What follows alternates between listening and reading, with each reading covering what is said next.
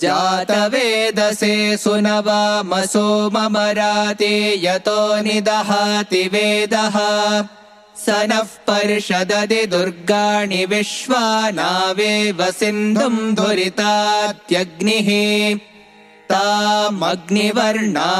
तपसा ज्वलन्तीम् वैरोचनीम् कर्मफलेषु जुष्टाम् दुर्गाम् देवीगुम् शरणमहम् प्रपद्ये सुतरसि तरसे नमः अग्ने त्वम् पारयानव्यो अस्मान् स्वस्तिभिरति दुर्गाणि विश्वा पूश्च पृथ्वी बहुलान उर्वे भवातोकायतनयाय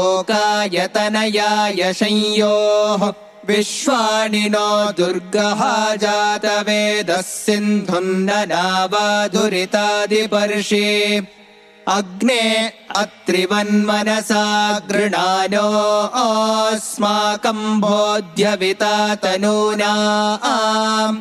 पृतनाजितगुम् सहमानमुग्रमग्निगुम् हुवेम परमात्सदस्तात् स नः पर्षदति दुर्गाणि विश्वाक्षामद्देवो अतिदुरितात्यग्निः प्रत्नोषिकमेढ्यो अध्वरेषु सनाच्च होतानव्यश्च सत्से स्वाञ्चा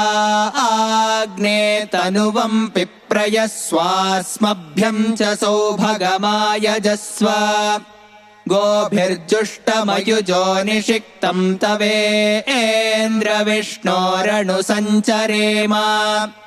नाकस्य पृष्ठमभिसंवसानो वैष्णवीम् लोक इह मादयन्ताम् कात्यायनाय विद्महे कन्याकुमारि धीमहि तन्नो दुर्गिः प्रचोदयात् ॐ शान्तिः शान्तिः शान्तिः।